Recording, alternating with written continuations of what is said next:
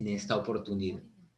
En esta oportunidad estamos en esta transmisión llamada Riesgos Corporativos y el rol del compliance en la sostenibilidad de la empresa. Y tenemos un invitado importante, nuestro profesor, economista, magíster Jorge Olcese, quien nos acompaña esta tarde para poder darnos información importante acerca de este tema. Quisiera presentar con una breve descripción a nuestro profesor Jorge Olcese.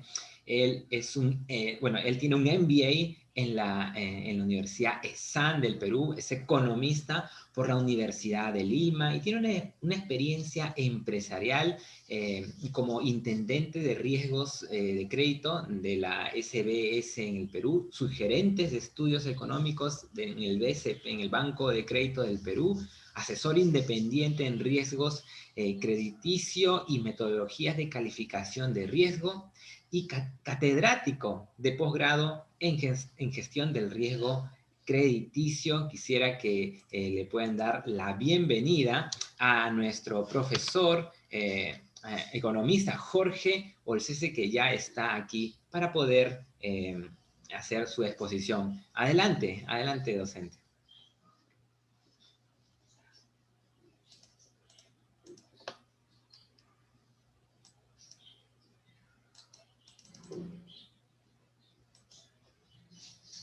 Sí, le solicitaría que pueda encender su micro para poder escucharlo.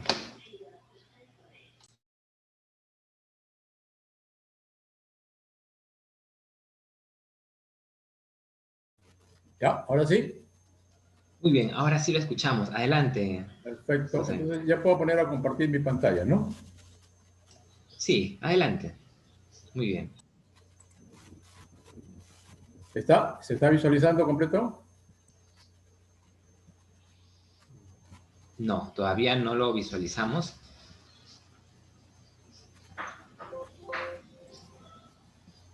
A ver, un segundito.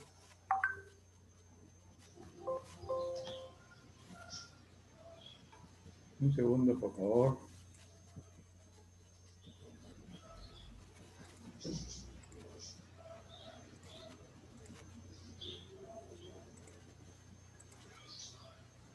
A ver.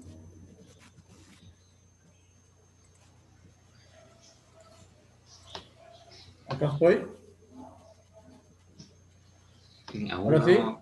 Aún no visualizamos ¿Todavía? su A ver, exposición. espérate. Déjame Sí. abrirla.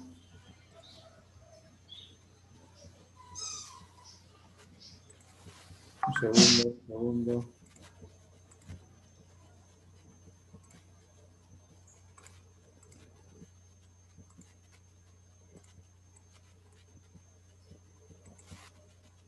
Ahora, entonces, acá está.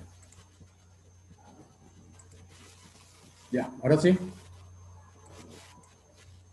Ahora sí, ¿la tienen? Ahora sí, ya podemos visualizarlo, sí. Perfecto. De preferencia, maximice su diapositiva para poder apreciarlo mejor. ¿Está Allí, bien? muy bien. Ahí se nota muy bien. Perfecto. Adelante. El audio también está bien, ¿no? Sí, muy bien. Adelante. Ahora sí, entonces le doy las buenas tardes a todos y les agradezco por la presencia en esta hora y en este evento tan importante de la Escuela de Innovación Empresarial, que me ha pedido haga la primera exposición de esta semana con este tema, que se trata sobre la gestión del riesgo de compliance. que es un componente de los riesgos corporativos, ¿no? De las empresas o de las organizaciones, y que apunta, sobre todo, como dice el título, a darle sostenibilidad a la empresa, ¿no? En primer lugar, quisiera aclarar dos puntos importantes, ¿no? El primero es que mi experiencia es en riesgos de crédito, bancarios, financieros, y en asesoría, así como en docencia. Pero, como se entenderá, la gestión del riesgo de crédito o las técnicas o las herramientas para gestionar los riesgos de crédito abre un mundo o un abanico mucho más amplio de gestión de riesgos en general. Y uno de esos riesgos es el riesgo del compliance o el que se ha llamado el riesgo de las buenas prácticas de gobierno corporativo. ¿Y por qué lo digo? En primer lugar, porque el riesgo de crédito o la gestión del riesgo de crédito está incorporado en las buenas prácticas de gestión de riesgo corporativo. Y no solamente se refiere a la gestión de riesgo de crédito de entidades financieras, sino de cualquier tipo de organización empresarial. ¿Ok? Entonces, mi visión y mi experiencia me ha permitido conocer un poquito más en detalle el famoso riesgo de compliance. Y en segundo lugar, además de mi experiencia profesional y laboral, lo que yo trato de hacer aquí en este workshop es indicar algunas alertas, algunas llamadas de atención, algunas experiencias prácticas de cómo se debe gestionar el riesgo de compliance. Y esto me surge por varias anécdotas, si me permiten, por qué me ha llevado a tomar este tema en esta exposición. Básicamente porque se entiende muy mal lo que significa el compliance, tanto en la literatura como en los discursos, en la nota de prensa, o en comentarios en general en cualquier medio de difusión. El concepto y la interpretación del compliance no está bien entendido, ¿no? Y menos aún el riesgo que implica el compliance. Entonces, eso me ha llevado a mí a hacer primero un artículo que difundí hace como 6 meses para dar ideas de cómo se debería interpretar y entender el riesgo de compliance. Y segundo, un curso que tengo preparado, del cual he extraído estas láminas que les presento ahora en la tarde, ¿no? Justo de gestión de riesgo de compliance, ¿no? En pocas palabras, lo que estoy tratando aquí es unir mis experiencias de gestión de riesgo crediticio con el riesgo de compliance, porque ambos, como vamos a tratar de explicarles ahora, tienen mucha vinculación, ¿ya? En la práctica, ¿no? En el día a día, en el trabajo diario de una organización, cualquiera que sea, repito, tanto financiera como no financiera, existe la presencia del riesgo de compliance. Entonces, ahora sí podemos entender qué significa compliance, porque vamos a gestionar la permisión de ese riesgo, el riesgo que yo les voy a explicar cómo se presenta. ¿De acuerdo? Y finalmente, como dice mi agenda, el contenido del workshop, vinculamos esta gestión al famoso riesgo reputacional, porque muchas veces no se interpreta bien qué implica la gestión de un riesgo, sobre todo de este riesgo, el compliance, el de cumplimiento. Y quiero yo terminar, claro que no voy a poder ser exhaustivo, pero sí terminar alertando, como es mi propósito, que esto puede convertirse en un riesgo de la reputación de la organización. ¿De acuerdo? Entonces, no es un simple riesgo, no es un simple riesgo interno que se administra, o se gestiona, o se organiza, o se programa, o se modela, sino que es un riesgo que tiene impacto en la cara que da la organización hacia afuera de la organización. Entonces, tenemos que mejorar no solamente la cara hacia afuera, sino especialmente la organización hacia adentro, porque eso puede impactar en el riesgo de la reputación de la organización. Y ahí quiero terminar muy rápidamente, porque es un tema que requiere mucho más tiempo, ¿no? En hablar del riesgo reputacional, para concentrarme en lo que es el riesgo de compliance, ¿ok? Dicho eso, entonces, si me permiten, voy a empezar, pero si quieren interrumpir, con mucho gusto, tengo el chat abierto para que puedan formular sus preguntas, o me imagino que también lo pueden hacer a través del audio, ¿no? Los que quieran presentarse y anunciar sus observaciones, comentarios o preguntas. ¿Ya? En cualquier momento, no se preocupen, yo voy a estar atento. Lo que me interesa es hacer un diálogo con ustedes. No quiero exponer durante una hora yo solo, no quiero entrar en una conversación más dinámica y más proactiva con ustedes, ¿no? Entonces, empecemos mencionando o reflexionando qué cosa no es. Cuando yo hago mis cursos, que la mayoría de mis cursos son a nivel de posgrado, como ya lo hemos mencionado en mi presentación, trato de ser muy crítico, ¿ya? Mi estilo de enseñar es transmitir experiencias y conocimientos, y no solamente transmitir ideas o conceptos. No quiero poner en cuestión lo que yo le transmito o lo que yo trato de enseñar o comunicar, ¿no? Entonces, siempre empiezo haciendo un cuestionamiento, ¿no? A lo que pienso que es el tema o que no debería ser el tema para poder empezar a generar inquietudes en el auditorio, ¿ya? Entonces, espero que con esta lámina logre ese propósito. Por eso les digo, en primer lugar, ¿qué no es la gestión del riesgo de compliance, ¿no? Y eso es mucho producto de lo que se escribe, lo que se dice, lo que se comenta, como ya les he mencionado en los medios, ¿ya? Entonces, no son declaraciones o textos, ¿no? El compliance o la gestión del riesgo de compliance no es un texto, no está en un texto, ¿ya? Tampoco es cumplimiento de normas. Y aquí quiero detallarme un poquito porque la mayoría de los textos y las opiniones que se mencionan en los medios, o en los comentarios, o en otros auditorios, se refieren a que cumpliendo la norma, ¿no? Cualquiera que sea ella, y básicamente normas hechas por un órgano normativo, valga la redundancia, por ejemplo, en el caso de las entidades financieras, la Superintendencia de Bancos de Seguros, o en el caso de las empresas que cotizan en bolsa, la Superintendencia del Mercado de Valores, o cualquier órgano normativo, ¿no? La SUNAS, la SUTRAN, la misma Contraloría, ¿no? O la SUNAT, ¿no? Todas son instituciones que hacen normas.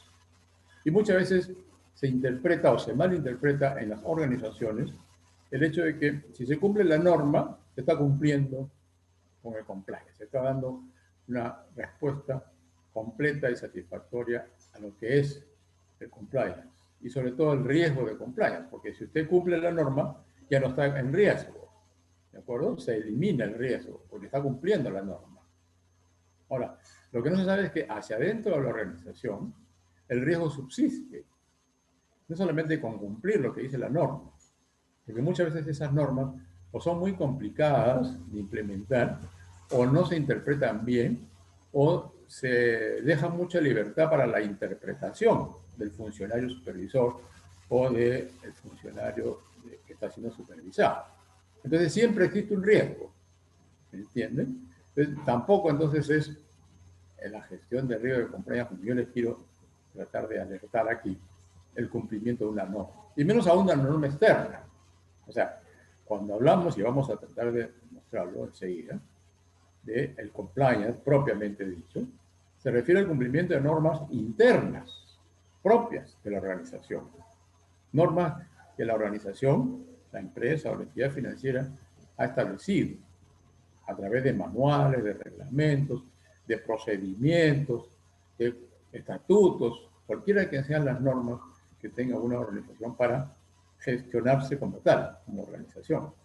Entonces, si yo cumplo las normas internas, por supuesto que estaré cumpliendo las normas externas, las normas del supervisor, y con mayor eficiencia aún, porque lo que estoy haciendo es manejar, gestionar bien mi organización. Eso lo vamos a explicar enseguida, ojalá con más detalle, para que quede más claro. Tampoco es el tema o la interpretación del fraude o de la corrupción.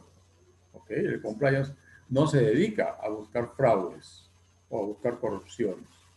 Y aquí agrego otro elemento importante de la experiencia y que voy a explicar más adelante, que es que precisamente la corrupción y el fraude se presentan cuando las normas internas no están bien elaboradas o cuando no se ha implementado bien esa norma interna o cuando no se ha preparado a los funcionarios que ejecutan esas normas con la debida suficiencia. Viene el fraude, viene la corrupción, se generan estos eventos.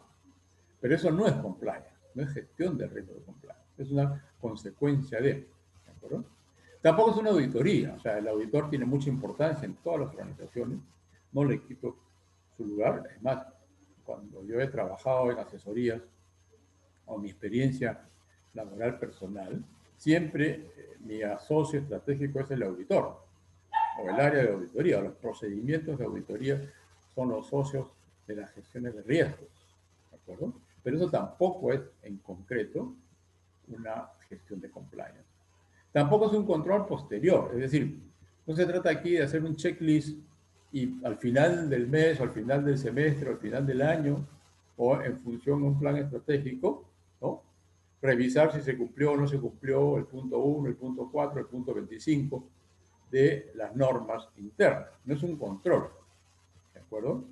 Vamos a ver después qué cosa es lo que se puede hacer para no llegar a ese extremo. Por supuesto que hay que hacer controles, ¿ok? Pero con otro sentido, con otro propósito, con otra orientación. En otras palabras, lo que vamos a hacer con los controles es utilizarlos como herramienta de alerta, que nos digan dónde puede haber y no dónde hubo.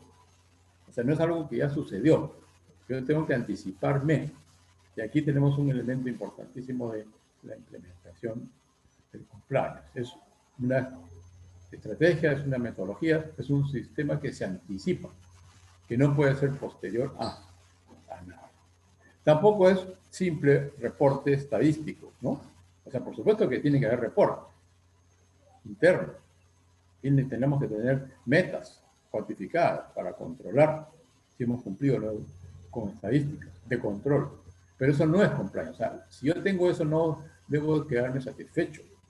Tampoco es control de daños, por ejemplo, como se dice muchas veces. Y por eso, cuando hay daños o hay fraudes o hay corrupción, se utiliza el compliance como sanción. Entonces, se pone una norma de sanciones. ¿Ok? Y se dice ya, con la norma de sanciones, con esa declaración que tengo un sistema de sanciones, ya estoy cumpliendo. Ya tengo el compliance terminado y la gestión del riesgo de compliance está ya completada porque ya tengo las sanciones que voy a implementar. ¿A quién voy a sancionar y por qué motivo? Eso tampoco es compliance. Como ya les he dicho antes, la sanción viene después es posterior a algo. Entonces, de nada sirve que yo sancione, sino antes he identificado dónde está el riesgo o por qué he llegado a tener un problema de fraude o de corrupción o por qué mis estadísticas de control no me permiten llevar una buena organización, una buena gestión. Y por tanto, finalmente, para entrar ya en materia, tampoco el compliance o la gestión de riesgo de compliance es una herramienta de defensa. ¿Ok? No se trata aquí de estar preparados para defendernos por si acaso sucede algo. ¿Me entienden? O sea, no se trata de defendernos. Por supuesto que tenemos que defendernos en el área legal y los abogados y el reglamento o el marco jurídico peruano, ¿no? Esto incluye, ¿no? una auditoría legal. O sea, sí tenemos que defendernos legalmente, ¿cierto? Pero eso, como ustedes saben, no solamente es muy costoso, sino que además toma mucho tiempo, ¿no? Hay arbitrajes, hay tribunales, hay un montón de papeleo, burocracia que hay que cumplir para poderse defender de un problema, por ejemplo, de reputación. Entonces no se trata de ser defensivo, se trata de ser anticipativo, se trata de prevenir el tener que defenderse legalmente. Si nosotros tenemos un buen sistema de compliance o de gestión de riesgo de compliance, la defensa o los argumentos legales, por supuesto que tienden a desaparecer. Entonces, empezamos con esta declaración de lo que no es y este cuestionamiento a lo que mal se dice es, para empezar a establecer cómo debemos interpretar este riesgo de compliance, de qué manera vamos a implementar o a poner en práctica. ¿De acuerdo? Ahora, quiero insistir en esto de las sanciones o el elemento defensivo que mal se interpreta. ¿De acuerdo? Es, para mi gusto, por mi experiencia, es el elemento más dañino de todas las interpretaciones que he leído, he escuchado y que he analizado. ¿De acuerdo? No se trata de sancionar. Y eso es peligrosísimo de una organización. ¿De acuerdo? Porque vamos a ver más adelante, y lo podemos ver en un curso mucho más detallado, que es el que tengo yo en funciones, o en una asesoría in situ, que sería más adecuado para poder identificar estos riesgos. Vamos a ver que el hecho de poner una sanción implica una desmotivación, implica una, mejor dicho, una defensa, y sí, del funcionario o de los niveles jerárquicos o de la misma organización. Implica mantenerse en la misma situación. O sea, para que no me sancionen, mejor no hago nada, o mejor cumplo la norma al pie de la letra y dejo que alguien la interprete ni si he cumplido o no he cumplido. Pero no estoy haciendo mejoras a la organización ni a la función. No estoy siendo motivado, o como se dice hoy en día, empoderado para el buen cumplimiento de las normas. ¿De acuerdo? No estoy tratando de mejorar, adaptar mi función, mi organización, mi departamento a los cambios, que es lo que permanentemente se está enfrentando en una organización. Entonces, el hecho de interpretarlo como una defensa, como un reglamento de sanciones, implica que se está desmejorando todo lo que significa la adaptación al cambio y al crecimiento y a la dinámica de una organización. Y podemos caer en riesgos no solamente de compliance, sino de reputación, si no tenemos en cuenta estos cambios o esta promoción de y motivación a los funcionarios y a las organizaciones de manera interna. ¿Ok? Entonces, ojo, cuando salen, por ejemplo, muchas normas de organismos públicos supervisores que determinan sanciones o que determinan cómo se debe trabajar o hacer una operación, tengan una alerta ahí, porque eso implica que se está buscando más bien sancionar a los que no se desempeñan correctamente, y eso está desmotivando a mejorar y adaptarse al cambio, y por supuesto terminará en un riesgo de reputación. Ahora, para ser un poquito más concretos y precisos, una definición muy rápida de lo que es riesgo, porque yo estoy hablando hace rato de gestión de riesgo de compliance, y no sé si todos estamos conscientes de lo que significa riesgo, o lo que la palabra riesgo tiene detrás. ¿De acuerdo? Y para hacerlo de una manera mucho más simple y sencilla, porque esto requiere mucho más tiempo de explicación, y sobre todo si nos vamos a meter en temas de riesgo de crédito, por ejemplo, que es mi especialidad, o de riesgo operacional, o de riesgos de reputación, o de riesgo de buen gobierno corporativo, ¿no? Lo que sí puedo decir en términos resumidos que aplica para todos estos riesgos es que el riesgo es un evento que deja un impacto negativo. ¿De acuerdo? Es algo que se presenta de afuera de la organización, dentro de la organización, es un evento que se presenta y que deja un impacto negativo, que crea algún problema, alguna dificultad, alguna traba, alguna demora. ¿De acuerdo?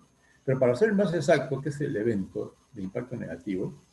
Podemos precisar todavía que es algo que nos hace vulnerables y que genera ese impacto negativo. Entonces, cuando hablemos de riesgos o de gestión de riesgos, sobre todo de compliance, tenemos que acordarnos y tener muy claro que lo que vamos a buscar es un evento que nos haga vulnerables. ¿Dónde somos vulnerables? ¿Dónde tenemos una debilidad? ¿Dónde tenemos alguna posibilidad de hacer mal las cosas? O de no cumplir las normas? O de, como se dice vulgarmente, meter la pata.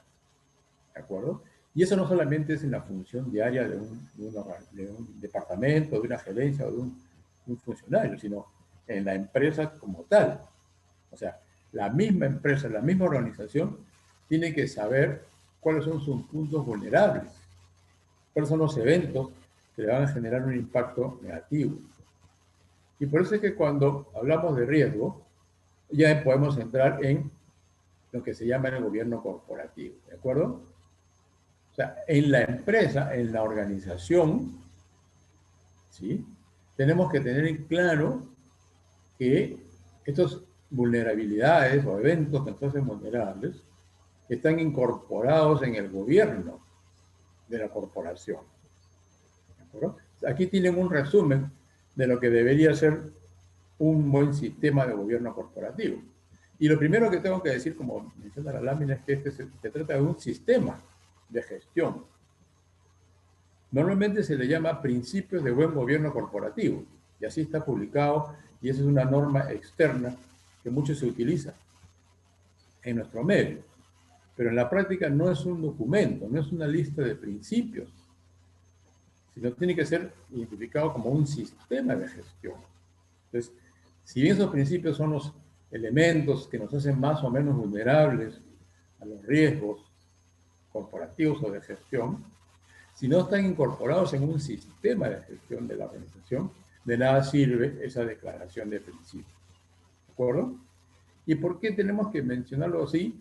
Porque la organización es una entidad que se mueve permanentemente, no está estática en el tiempo.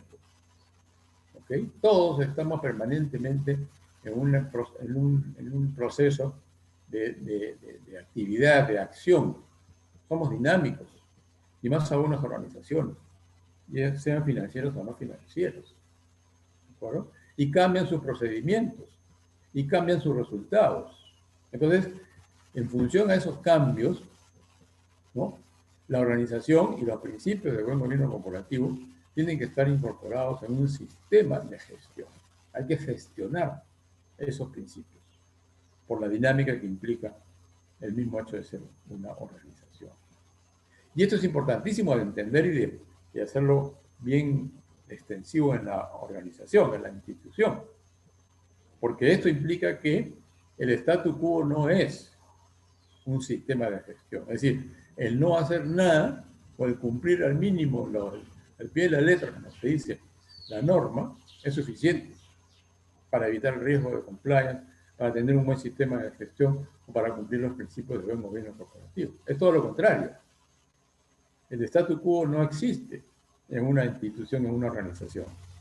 Como ya les digo, per se, estas son instituciones dinámicas que se mueven permanentemente. ¿Okay? Entonces, el compliance, como lo voy a tratar de explicar enseguida, es la esencia del gobierno corporativo. ¿De acuerdo? No son los principios, no son los estatutos, no son los textos que se publican en la página web. ¿De acuerdo? Es un sistema de gestión.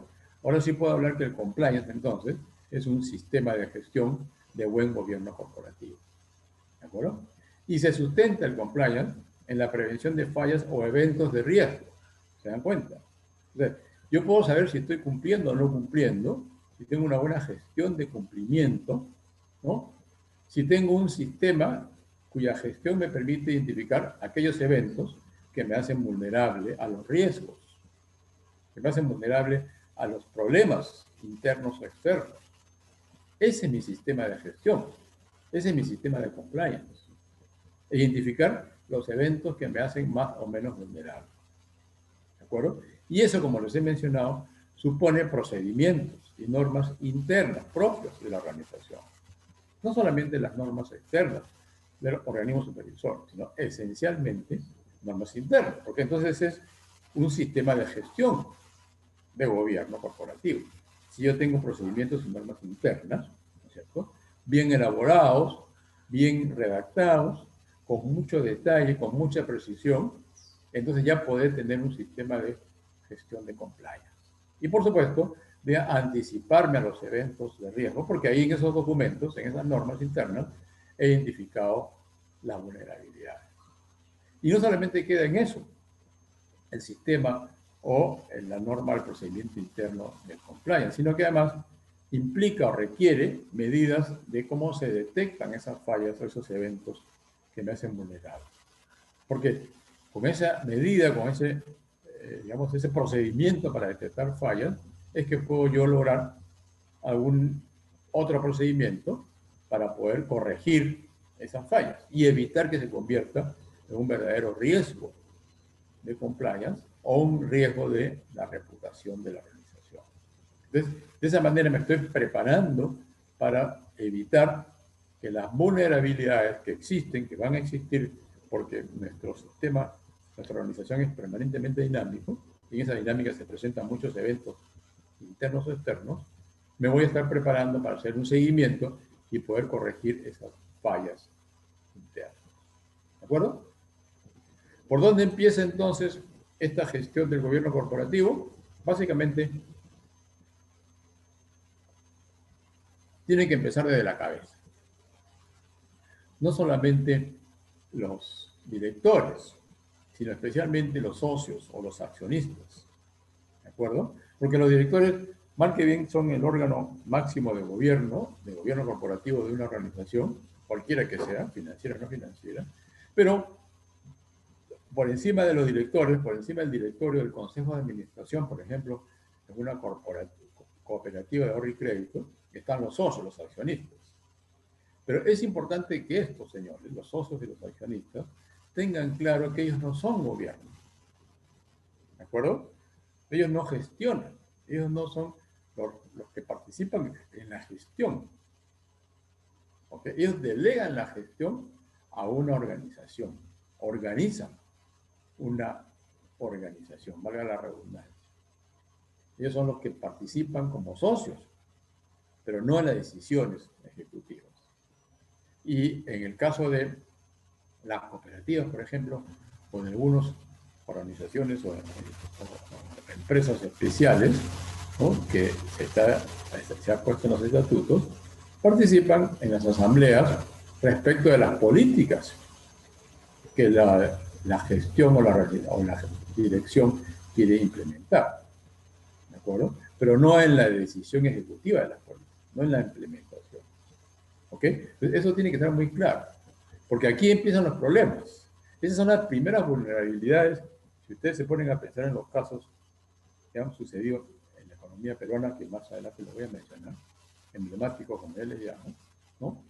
Muchas veces los socios o los accionistas son los que generan esas vulnerabilidades, porque quieren participar, quieren cambiar, quieren tomar decisiones que no les corresponden. ¿De acuerdo? Y por eso sigo diciendo aquí que los directores no pueden tomar injerencia, o los socios, en las decisiones ejecutivas.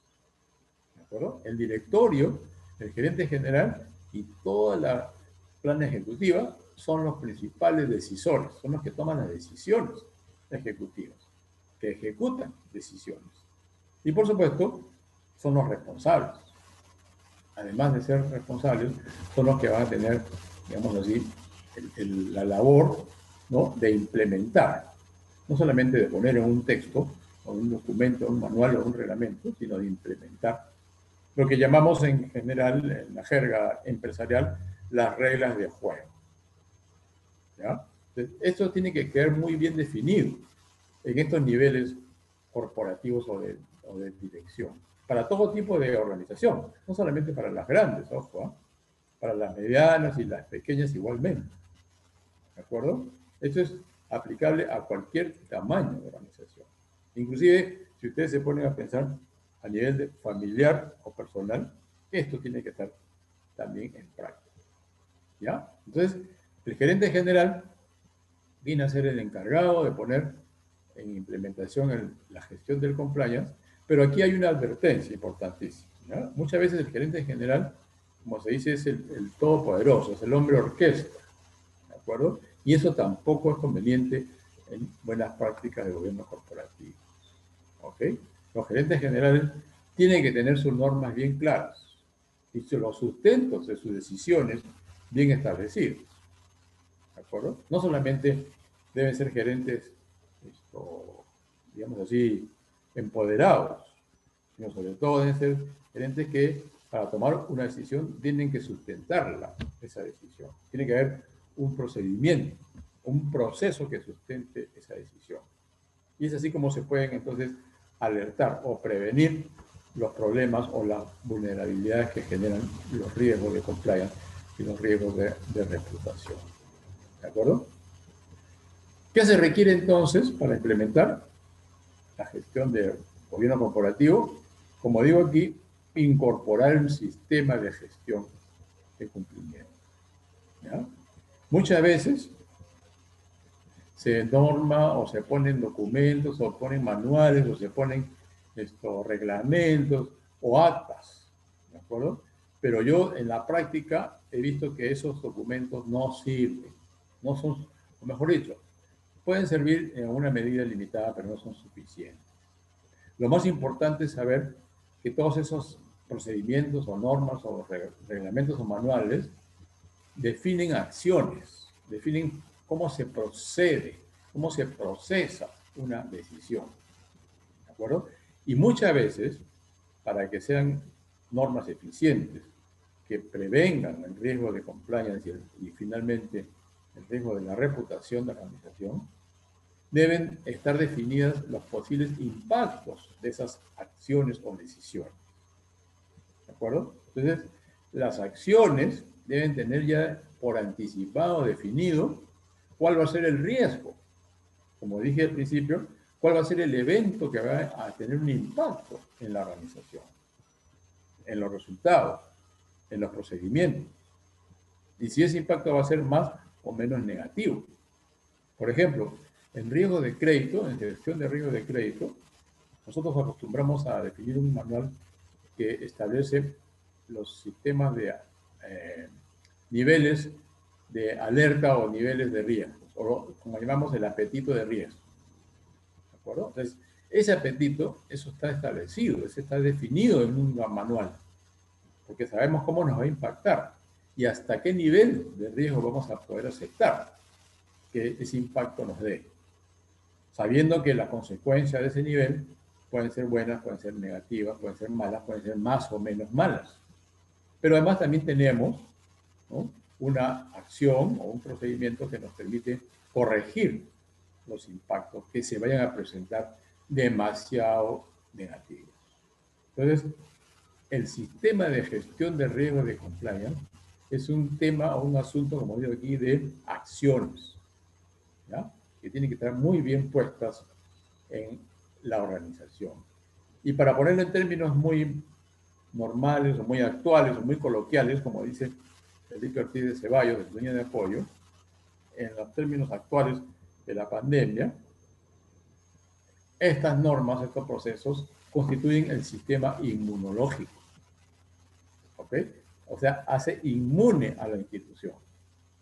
No solamente la hace inmune, sino que además garantiza que la institución crezca, se desarrolle y crezca de una manera robusta, permanentemente, que pueda sostenerse permanentemente en el tiempo.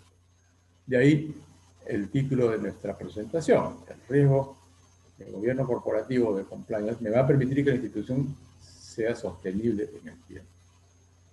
Ahora sí puedo entrar ya a definir qué cosa es el compliance, ¿no? Entonces, en principio, acá tienen dos elementos muy simples que voy a explicar más en detalle, pero que sería materia de trabajarlo in situ en una organización.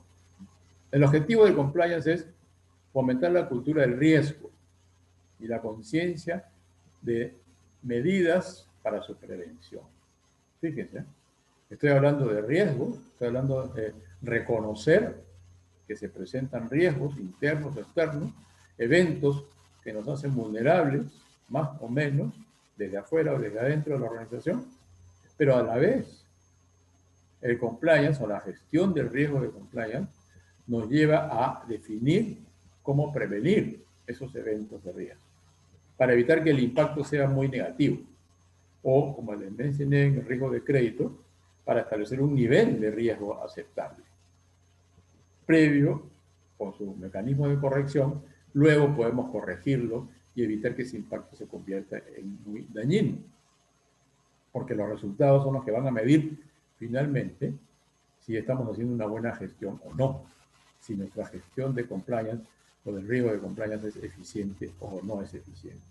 Y prevenir finalmente el riesgo de la reputación, que es el final de esta charla que quiero comentar. Y el segundo objetivo del sistema de compliance que debemos interiorizar en la institución es prevenir los eventos de riesgos en las decisiones. O sea, ya estamos hablando aquí no solamente de un tema de manual o de principios o de textos o redacciones, sino además de acciones o decisiones. En otras palabras, en las decisiones es donde se van a presentar los eventos de riesgos. Y si tenemos una buena cultura de riesgo y tenemos una buena estrategia o procedimiento para prevenir esos riesgos, podemos tomar o lograr que las decisiones tomadas tengan resultados positivos en nuestra entidad y evitar el riesgo de reputación. O sea, al final de cuentas, el compliance se centra en decisiones. ¿De acuerdo? ¿Qué es el compliance? Aquí lo podemos definir de una forma un poquito más detallada, como ya les comenté. Es un sistema de prevención que alerta y corrige. ¿De acuerdo? Vamos a prevenir. Ese es el principio del compliance. Fíjese, yo empecé con una lámina que decía que no es compliance. Y aquí le estoy diciendo que no es compliance. Porque su compliance es un sistema de prevención. No es un sistema de sanción, no es un sistema de identificación de fraude, ni de corrupción, no es un sistema de controles, no es un sistema, todo lo que dije. Es un sistema de prevención que alerta y corrige. Pero más importante, cuando entramos en la labor diaria de una organización, identifica las contingencias de las decisiones. Fíjense, ¿no? O sea, yo puedo establecer decisiones, puedo tomar decisiones ejecutivas en un comité de gerencia, en un comité ejecutivo, directorio, pero esas decisiones tienen que estar sustentadas o explicadas o razonadas con las contingencias. No solamente es decir, vamos para un lado, vamos para el otro, sino que si vamos para un lado, ¿qué contingencias se pueden presentar? Si vamos para el otro, ¿qué contingencias se pueden presentar? Y voy a explicar qué significa contingencia. Por ahora lo pongo entre paréntesis para irlo resaltando. Pero lo que yo quiero saber es que mis decisiones van a tener contingencias, van a generar algún evento de riesgo, van a generar alguna vulnerabilidad, van a identificar alguna.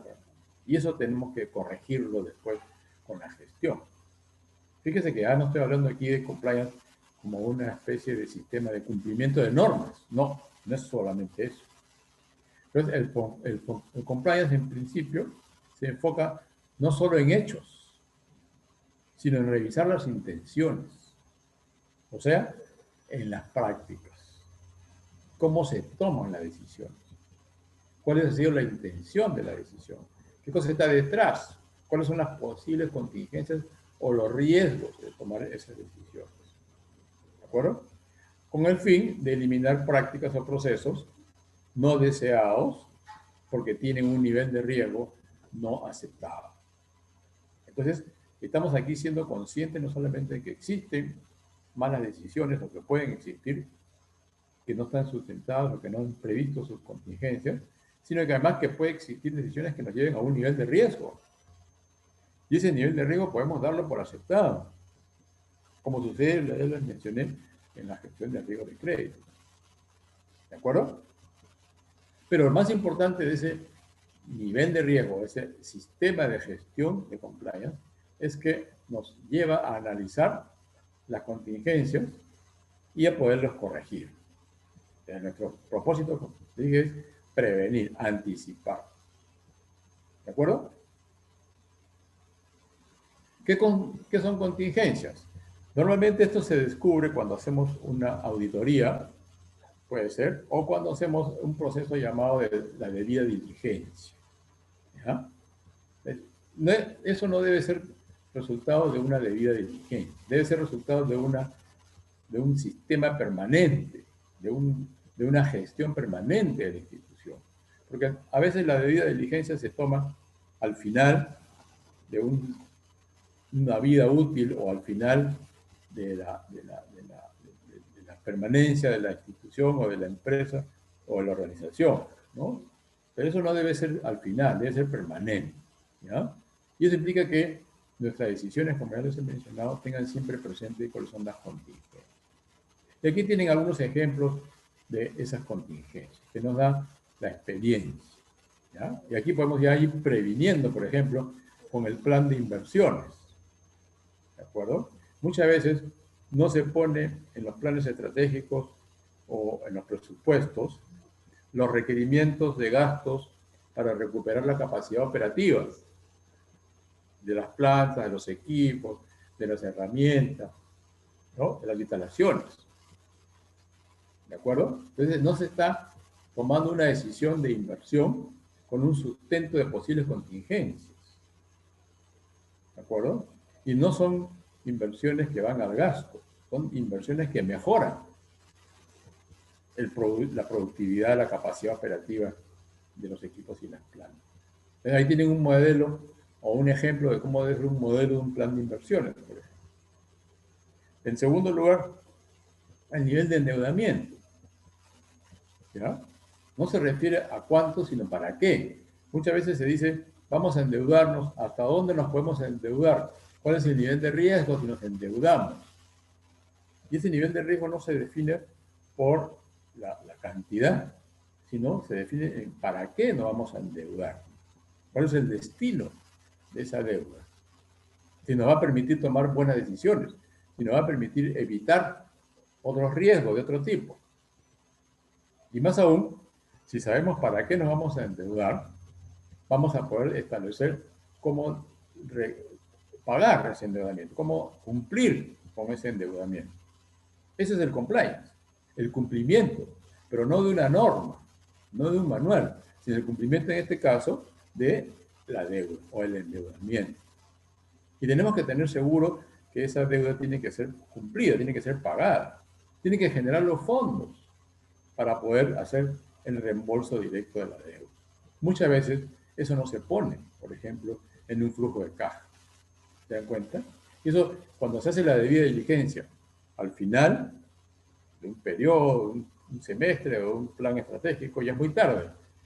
Esa capacidad de conocer para qué y cómo se generan los fondos debe ser en el momento en que se toma la decisión de endeudarse. Es una decisión que tiene que estar sustentada con una posible contingencia. Porque aquí la contingencia sería, hoy no hay suficientes fondos para pagar el endeudamiento que estamos asumiendo. Entonces ya no se refiere a cuánto me puedo endeudar, sino cómo generar los fondos para poder pagar lo que me voy a endeudar. ¿De acuerdo? Y otro ejemplo muy práctico, que vamos a agregarlo en un par de láminas más adelante, es que hay contratos, ¿no es cierto?, que no tienen establecidos las contingencias.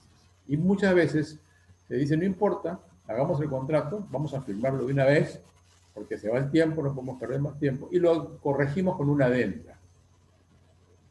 ¿Se dan cuenta?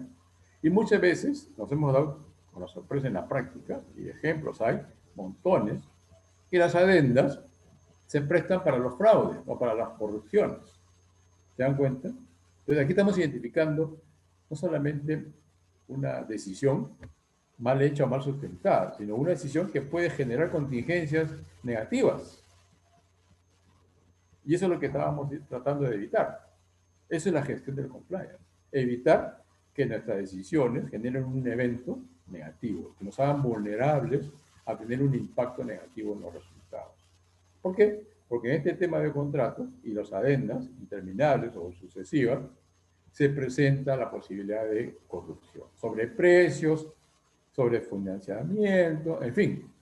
Ustedes conocen mejor los ejemplos que hay de cómo las adendas dañan esta decisión. Ahí tienen 3 ejemplos entonces de cómo identificar las contingencias, que repito, deben ser identificadas permanentemente. O sea, es cada vez que se hace un contrato, por ejemplo, en este tercer ejemplo. Cada vez que se hace un contrato, tenemos que saber cuál es la contingencia de esa decisión de firmar el contrato. ¿Cómo se implementa? Para avanzar un poquito más rápido, si es que no hay alguna necesidad de aclaración. No tengo preguntas. ¿Cómo se implementa? Básicamente hay 3 componentes o en 3 partes, ¿no? Esto también tiene que ser un trabajo que se adecúa a cada organización, a cada estructura organizativa, ¿no? Pero en general, lo que tenemos que hacer para implementar un sistema de gestión de riesgos de compliance es identificar qué tenemos, ¿ya? Cuáles son nuestros procesos, cuáles son nuestros indicadores, cuáles son los eventos, cuáles son los riesgos y cuáles son los impactos de los riesgos que está teniendo la organización. Identificar estas características. Estas son las características. ¿De acuerdo? Normalmente le llamamos a eso el perfil de riesgos. Que puede ser el perfil de riesgos de una entidad financiera, el perfil de riesgo de un cliente, el perfil de riesgo de un contrato o de una entidad no financiera. Por eso el perfil de riesgo de la organización a la cual vamos a implementar su sistema de gestión de compliance. El segundo componente importante es establecer metas e indicadores, o sea, cuantificar para poder hacer un control eficiente. ¿De acuerdo? ¿Hasta dónde vamos a llegar? ¿En qué tiempo vamos a llegar? ¿Qué indicadores vamos a identificar? Y tienen que ser indicadores lo más cuantitativos posibles, o sea, casi con números. ¿De acuerdo? Porque eso es lo que nos va a decir, oye, nos hemos desviado, estamos en el camino correcto, vamos a lograr las metas, vamos a lograr que la decisión tenga buenos resultados, porque si no tenemos esa revisión y ese seguimiento del control, podemos gestionar o hacer alguna medida correctiva para corregir, valga la redundancia, esa desviación y evitar que se convierta en un impacto negativo. ¿De acuerdo? Entonces, el problema, el propósito del control de esta segunda parte de establecer indicadores y metas de control no solamente es para controlar si cumple o no cumple, sino sobre todo para poder establecer medidas correctivas. Porque nuestra función de implementación de compliance es anticiparse a los eventos de riesgo que nos dañen la reputación. ¿Ok? Por ejemplo, lo que ha sucedido en algunos contratos en el medio peruano, ustedes conocen mejor que yo, ¿no? Que con las adendas a veces se trata de corregir desviaciones o errores iniciales o originales, ¿no es cierto? Pero muchas veces esas adendas no cumplen su función adecuadamente. Simplemente corrigen el error. La idea es no llenarnos de adendas, sino que el contrato original haya previsto los suficientes errores o desviaciones para no entrar en esas adendas, para poder prevenir el impacto negativo. Porque la adenda tampoco es un buen modelo o ejemplo de reputación. O sea, ahí empezamos a mirar, como ustedes podrán apreciar, un daño reputacional. ¿De acuerdo?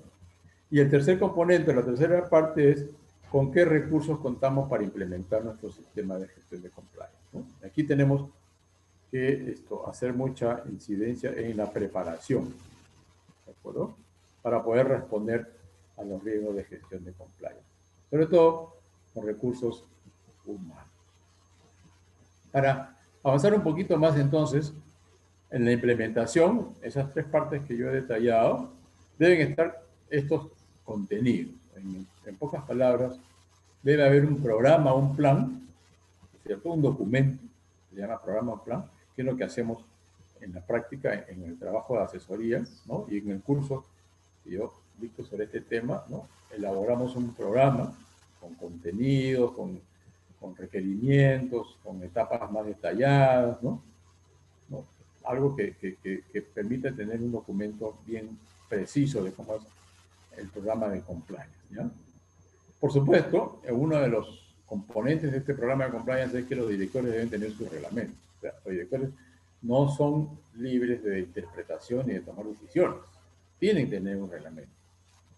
Y no solamente es un reglamento de ética o digamos, de idoneidad, sino un reglamento funcional. ¿De acuerdo? Ello exige, entonces, procedimientos, exige modelos de identificación de eventos de riesgos y de control de desviaciones, y sobre todo debe ser lo suficientemente flexible para corregir adecuaciones constantes. ¿De acuerdo? No debe ser digamos así, una camisa de fuerza, ¿no? El plan debe tener reglamentos y procedimientos de funciones lo suficientemente flexibles.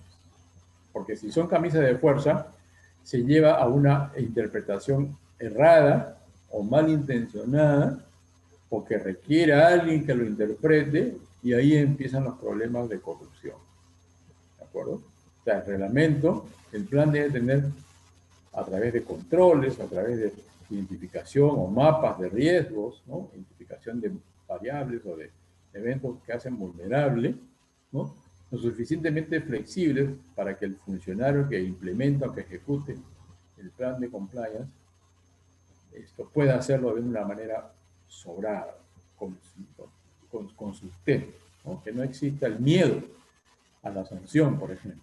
ni menos aún el miedo a no hacer las cosas. ¿Ok? El funcionario debe estar preparado, y ahorita lo voy a mencionar, la preparación de recursos humanos para implementar un plan de compliance, lo suficientemente preparado y empoderado para tomar las mejores decisiones. Y eso entonces implica que tengamos que estar revisando nuestro plan. Y eso ojalá sea lo más frecuente posible, dependerá de cada organización. Yo sugiero cada mes. Hay que tener un equipo entonces, ¿no? Pero lo más frecuente posible para poder establecer cómo avanzamos, cuáles son las desviaciones de ese avance, el control y cómo corregimos si estamos en un rumbo equivocado o en un rumbo lento. Entonces hay que hacer una revisión lo más frecuente posible. Y finalmente, para poner el núcleo del plan de compliance, los procesos, ¿no es cierto? Como digo aquí en esta lámina, son el punto central. ¿De acuerdo? Y para eso pónganse, por ejemplo, a pensar o analicen o cuestionen un proceso de subcontrataciones. ¿Qué les parece? Por mi experiencia, en las subcontrataciones o en los contratos a terceros, como se le llama muchas veces, que es posible, ¿verdad? Un plan de compliance permite que se hagan contrataciones a terceros. Hay funciones, hay procesos, hay procedimientos que pueden ser contratados a terceros. Pero el problema o lo importante para evitar el riesgo de esa contratación es que los procesos estén bien definidos. Entonces, aquí está el meollo del plan. Los procesos y el ejemplo del plan de contrataciones de terceros nos puede ayudar mucho. Para terminar con la implementación, ¿qué significa entonces? Es integrar medidas de prevención en todos los procesos, tomar acciones de corrección de desviaciones, darle seguimiento y destinar recursos para prevenir estos procesos o las desviaciones. Acá tienen algo más detallado, por el tiempo que se me está agotando, me parece, a pesar de que no me han establecido un tiempo máximo. Acá tienen algo más detallado, lo que implicaría un plan de implementación.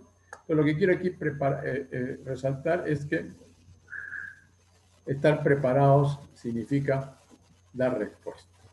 O sea, no solamente preparados desde el punto de vista de capacidad o de idoneidad o de currículum, sino preparados para dar respuesta. ¿De acuerdo? Y preparados para dar respuesta desde el punto de vista funcional. No para dar respuesta porque hay alguien que va a supervisar. No para dar respuesta porque hay alguien por encima. No para dar respuesta porque hay alguien que va a corregir. ¿De acuerdo? El compliance implica prevenir. Y eso tenemos que estar preparados para prevenir. Nosotros mismos, como funcionarios, como ejecutores, de todo nivel. Entonces, yo insisto mucho en esa preparación. Muchas veces se dice, no, pero si llevamos 2 cursos o llevamos 3 cursos al año, es suficiente, ahí están todos preparados. No es suficiente. Hay que preparar el recurso, sobre todo el recurso humano, de manera permanente. ¿De acuerdo? No solamente para dar respuestas, sino para controlar, para prevenir para los riesgos, para identificar los eventos de riesgos, ¿no? Con sustentos o con evidencias, ¿no? Para cuantificar los resultados, los controles, los avances, las desviaciones, ¿no? Preparado para interpretar las normas, con capacidad de interpretar. Por eso es que las normas o los procedimientos o los procesos deben ser lo suficientemente flexibles para ello. Entonces, la preparación significa eso. Y eso se hace permanentemente, en el día a día, en la ejecución, en la dinámica de la organización. No se hace en un curso cada 6 meses, ni cada año. Se hace permanentemente. Es una preparación o capacitación en el trabajo, permanentemente. Esa es la mejor seguridad de que el programa de compliance se pueda implementar de una manera... Profesor, disculpe, una pregunta. Dice, ¿quién define el sistema de compliance? Claro. Normalmente, el directorio, ¿no? Es el que toma la máxima decisión. El consejo de administración o el comité directivo, como se llame, el máximo nivel de decisión ejecutiva. ¿Ya? Pero esos tienen que ser elaborados o propuestos por un funcionario. ¿Ya? Un funcionario que tenga capacitación, que tenga capacidad, que tenga experiencia, que conozca de gestión de riesgos. ¿Ok? Normalmente esto tiene que estar en la mano de una persona ya con experiencia. Puede ser que no podamos contratar a un experto que nos haga el plan de compliance. No tengamos capacidad, ni recursos, ni experiencia para eso. Entonces, podemos utilizar a un tercero, ¿de acuerdo? Que puede ser el que inicia el sistema de compliance, ¿de acuerdo? Pero no debe ser el que lo hace permanentemente, sino que ese tercero lo va implementando con el equipo interno de la organización. Y la organización es la que debe hacer su propio programa, corregirlo o adaptarlo, ¿de acuerdo? Pero es importante que esto lo tengan claro los directores, el máximo organismo ejecutor. O sea, que existen riesgos en la toma de decisiones, que ese riesgo nos puede hacer desviar de los resultados y nos puede generar un problema de reputación.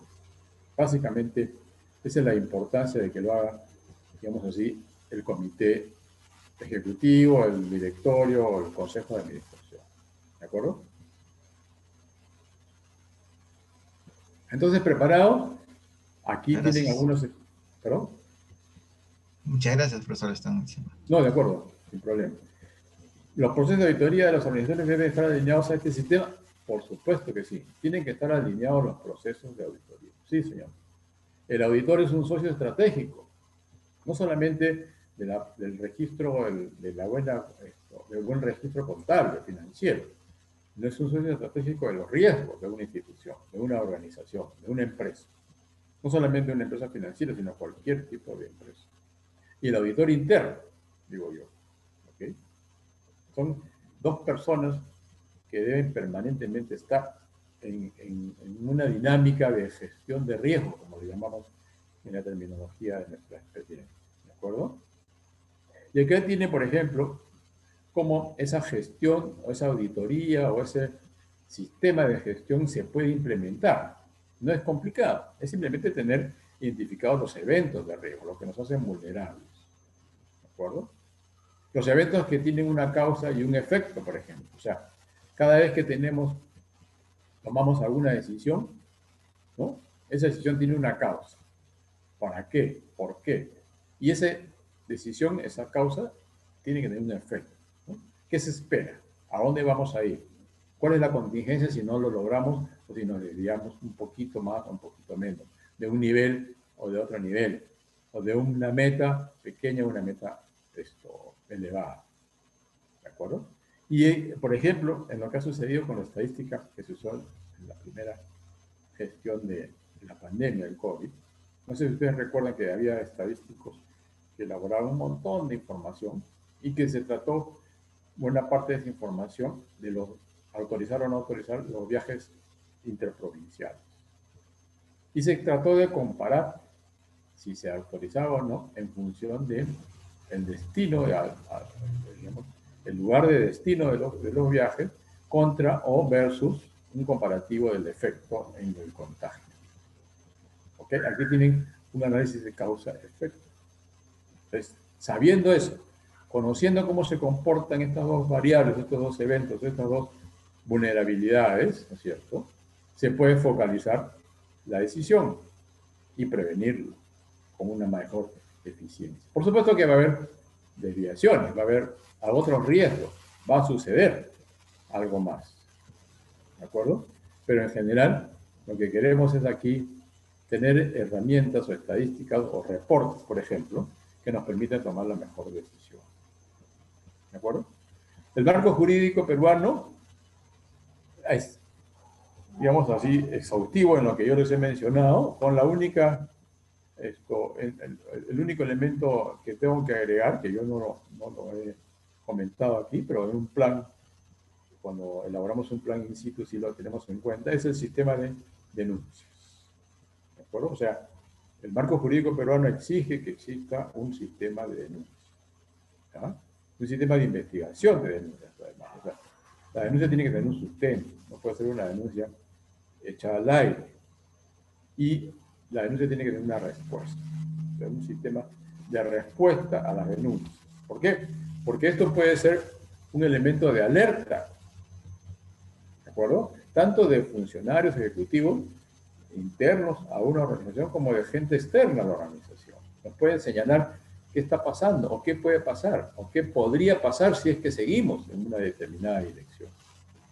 ¿De acuerdo? Entonces, el sistema de denuncias lo incluye el marco jurídico peruano, de un programa de compliance, y me parece que es sumamente útil y necesario, porque nos da elementos de alerta. ¿De acuerdo? Ahora sí, para terminar, si es que no hay alguna otra consulta o pregunta. Sí, profesor, ahorita les tengo una consulta. Por favor, dígame. ¿Auditoría interna y control interno actúan en el marco de cumplimiento o pueden determinar acciones independientes? En la práctica, no he visto que actúen de manera separada o independiente, ¿no? En la práctica, ambos actúan de una manera casi similar. ¿Por qué?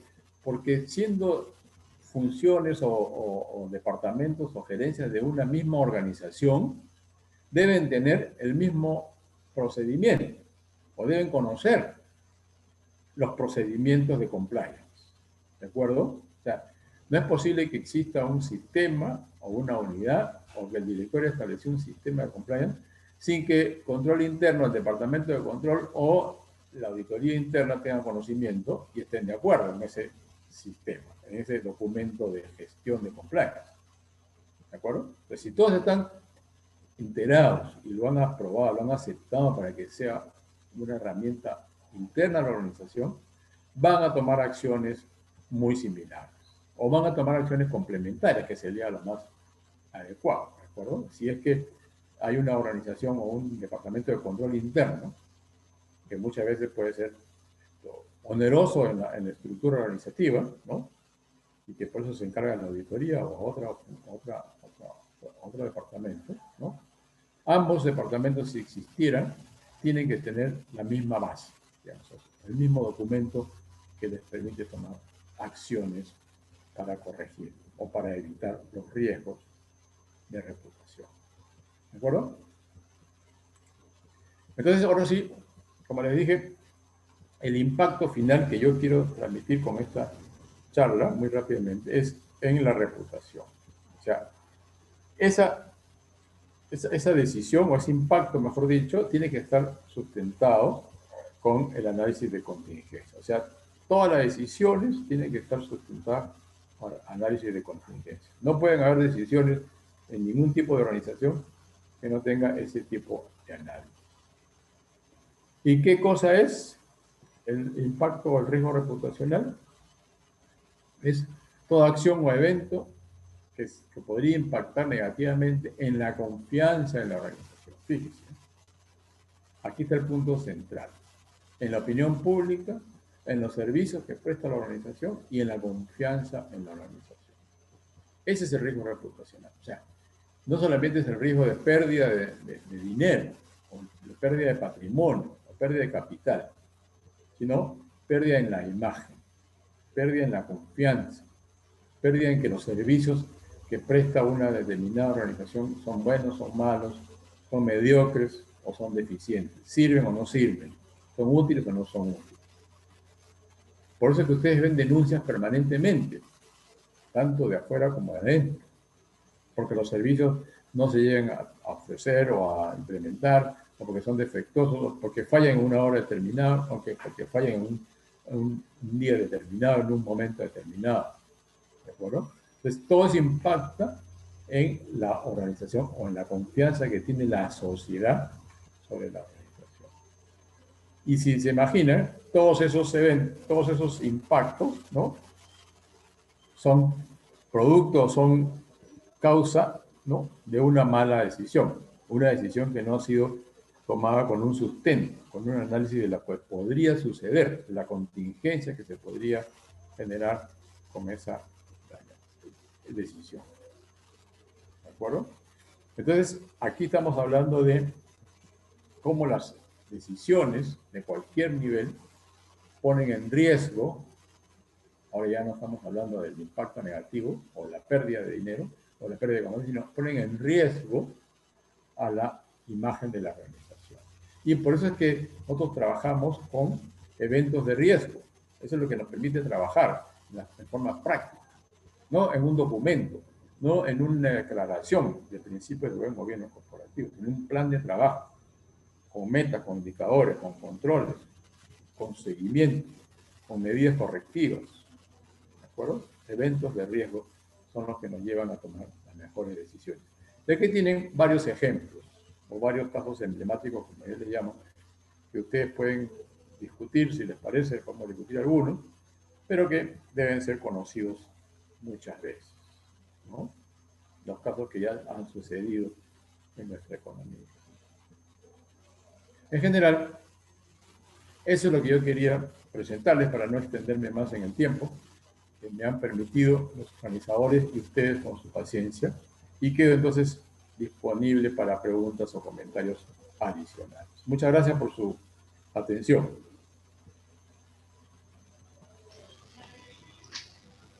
Muy bien, muchas gracias, docente Jorge Olcese, por la exposición de este tema tan importante, ¿no? Ya hemos escuchado los riesgos corporativos y el rol del compliance en la sostenibilidad de la empresa, ¿no? Realmente muchas gracias por su exposición, ¿no? Por su tiempo aquí para compartir estos temas tan importantes dentro de una organización, ¿no? Y bueno, a la vez quisiera dirigirme a los participantes, ¿no? Se les hace recordar que tenemos la opción de poder tener un certificado, ¿sí? Así que para estos detalles han dejado un formulario en los comentarios, ¿sí? Este certificado será posible a través del registro de este formulario y allí le van a dar todos los detalles del costo de este certificado. Así que les animo a poder ya registrarse en este formulario. Además, si ustedes quieren participar de algún taller referente a este tema, regístrense también dentro de este formulario. Así van a poder estar en contacto para un futuro taller. Muy bien. Bueno, les recuerdo que estamos en esta semana, ¿no? En esta semana de estos seminarios, ¿no? Esos seminarios. Así que les invito para el día de mañana, martes 22 a las 11 de la mañana, tenemos un seminario que es innovación en la educación, una perspectiva neurocientífica. Les animo a también participar. Vamos a estar seguramente en las redes ya anunciándolo, ya está anunciado, ¿sí? Y vamos a estar también pasándole la información a todos los que se están registrando en este formulario. Así que atento, regístrese y participe de los diferentes seminarios que van a haber. Muchas gracias una vez más a nuestro profesor economista. Una consulta para el profesor Jorge Olcese, por favor. Sí, adelante, adelante. ¿Cómo está, profesor Jorge Olcese? Muy didáctica su presentación. Seguramente que usted es profesor universitario porque ha tenido una metodología bastante precisa. Mi consulta es la siguiente, profesor. Usted, en la diapositiva donde dice por dónde empieza la gestión del buen gobierno corporativo, no sé si lo puede usted plasmar en estos momentos.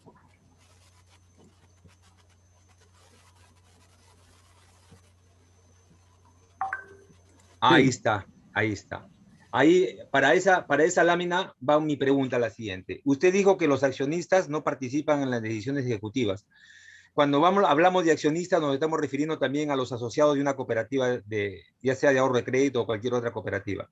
Los socios, los asociados tampoco participan en las decisiones ejecutivas, pero sí participan, usted dijo el gerente, y también los directivos, que en este caso son los integrantes del Consejo de Administración y el Consejo de Vigilancia, ¿correcto? Correcto. Correcto, ya. Pero no le escuché decir si la Magna Asamblea también participa como parte del gobierno corporativo o solamente son los directivos del Consejo de Administración y Consejo de Vigilancia. Bueno, sí, ahí está mencionado en la segunda línea de la lámina. Yo también tengo experiencia en las cooperativas de ahorro y crédito, por si acaso, y he participado en varias asambleas, ¿no? Y dependiendo de los estatutos, ¿no? Aunque casi todos los estatutos son bien amplios, permiten que las asambleas de socios, porque ese es el sistema cooperativo, ¿no? Participen de algunas decisiones, pero es importantísimo que en el estatuto se diga que no es decisión ejecutiva la que ellos tienen Correcto, como correcto. derecho, sino políticas. Políticas nosotros en las cooperativas se dividen en dos tipos de decisiones. Las decisiones ejecutivas que lo vienen a dar los gerentes y el consejo de administración, y las decisiones propiamente de las decisiones cooperativas, valga la redundancia, ¿no? O sea, que tengan que ver ya con otras eventualidades que no tienen que ver en sí con la administración de la cooperativa. Es correcto. Por Correcto. ejemplo, para poner algo concreto y sencillo, ¿no? En una cooperativa hace mucho tiempo, no mucho, relativamente poco tiempo, yo participé porque fui asesor en crear una nueva agencia, ¿ya? Y además, como había bastante liquidez en esa cooperativa de ahorro y crédito, en el sur, dicho sea de paso, la gerencia o el comité, el consejo de administración inclusive y la gerencia, bien analizado, hizo una propuesta para invertir parte de la liquidez en un terreno y crear un centro comercial, ¿ya? Como se usa hoy en día un mall, por ejemplo, ¿no? Uh-huh. Entonces, esa decisión, para mi gusto, por ejemplo, yo le aconsejé al Consejo de Administración que la lleve a la Asamblea. O sea, esa es para mí una decisión de política de la cooperativa de ahorro y crédito. No es una decisión ejecutiva. O sea, ya la implementación, digamos así, la ejecución y todo lo demás que implica ya el día a día de esa decisión, ya es propiamente de la ejecución del nivel de consejo. Pero en la asamblea de socios sí deben participar en el conocimiento de esa estrategia, digamos así, los socios. Por eso. Dígame, los principios cooperativos y los valores cooperativos, de alguna manera, deberían tomar parte en las decisiones ejecutivas de los gerentes, ¿o no necesariamente? No necesariamente, correcto, la palabra es esa. Es mejor que esté bien definido. Por eso yo digo que los manuales o los procedimientos, los procesos tienen que estar muy bien definidos. A veces la experiencia es la que mejor enseña cómo poner claramente esos temas, ¿ya? Pero no necesariamente, no necesariamente. O sea, en primer lugar, porque si uno contrata a un consejo de administración, un consejo de vigilancia, o a un gerente general o a la plana gerencial, tiene que haberlo evaluado previamente, ¿no es cierto? Que cumple, que conoce, que se compromete a mantener los principios cooperativos, ¿verdad?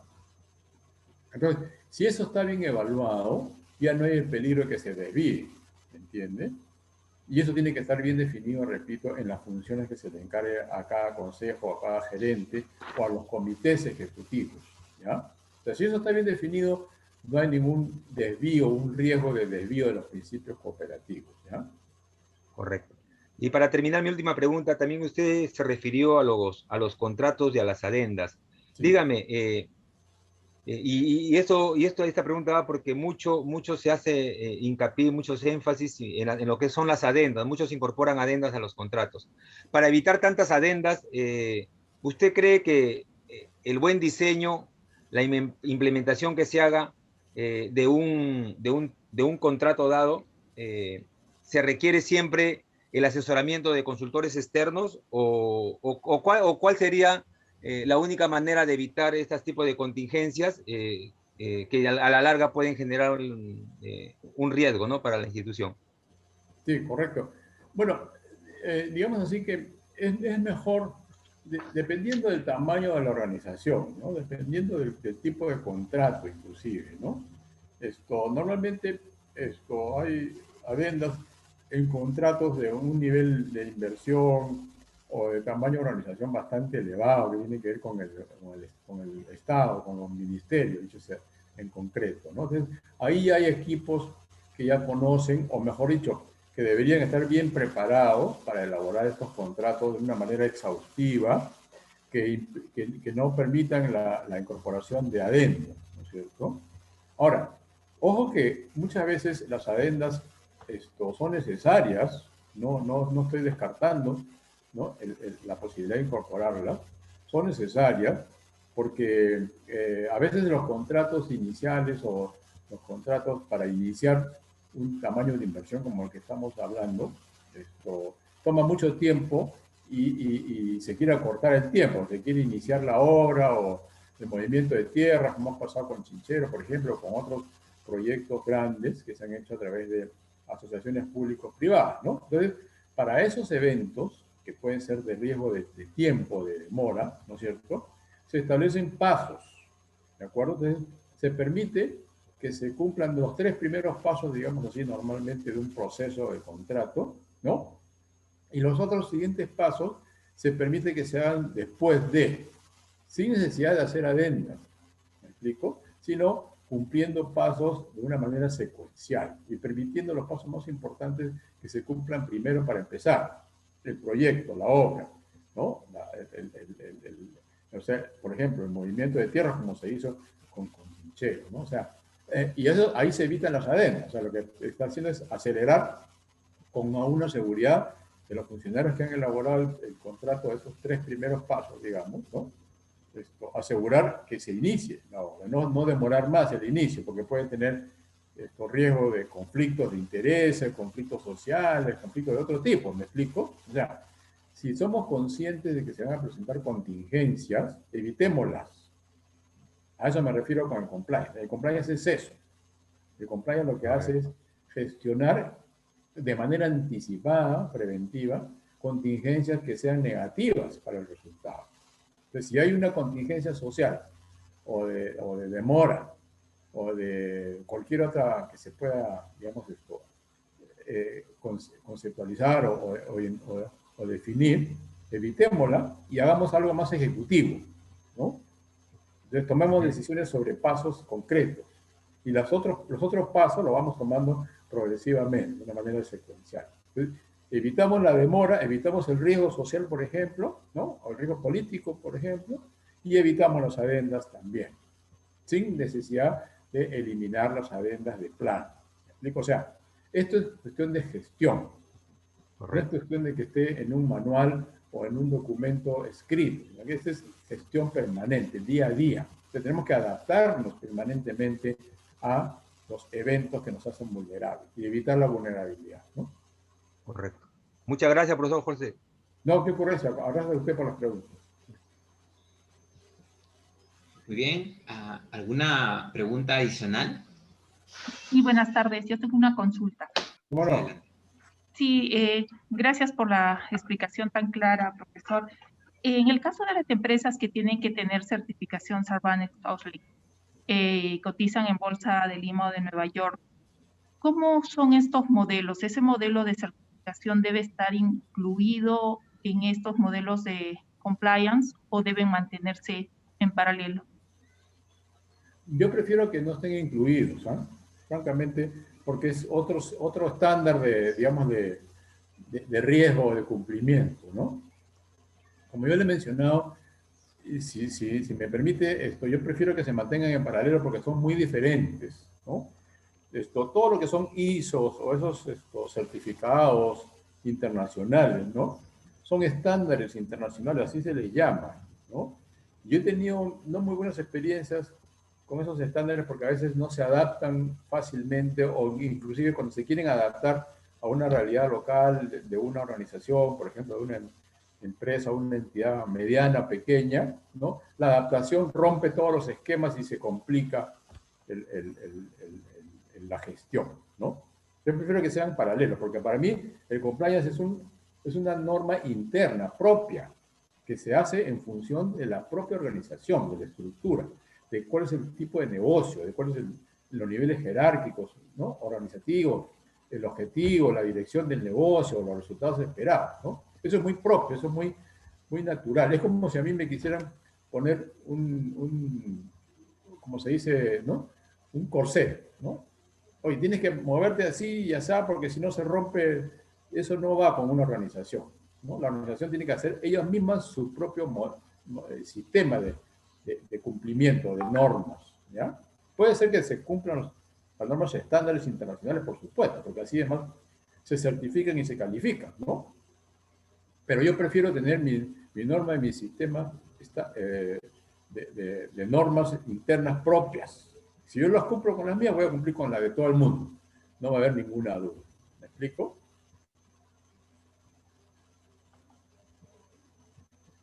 Ok, muchas gracias. Ocurrencia, con mucho gusto. Bien. ¿Alguna otra consulta que tengan?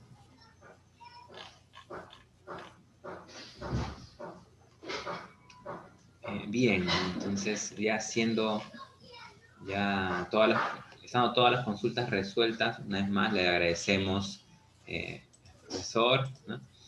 Gracias. Jorge Olcese, por la exposición y por las resoluciones de todas las consultas. Muy bien, entonces damos por terminado esta sesión. No se olviden, una vez más, registrarse en el formulario, muy importante. Listo, muchas gracias, profesor. Una consulta, estimado amigo organizador, no, al organizador. Dime, la presentación del profesor Jorge Olcese, ¿lo van a enviar a nuestro correo o cómo nos van a hacer llegar? Sí, en el formulario ustedes se pueden registrar y ahí le vamos a dar toda la información requerida, además de que esto está siendo transmitido y se queda guardado en nuestras redes sociales, ¿no? Así que puede ahí consultarlo también, ¿sí? Muchas gracias. Ok, entonces, para terminar, ya, vamos a encender nuestras cámaras, ¿sí? Para tomar una fotografía final, ¿no? Como despedida, así que, a ver, esperamos unos segundos a que puedan encender todos.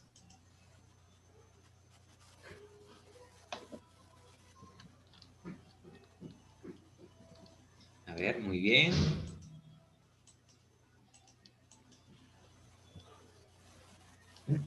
Le vamos a pedir al docente que pare también la presentación. Muy bien, muchas gracias.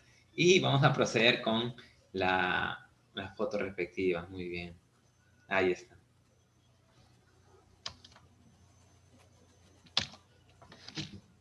Muy bien.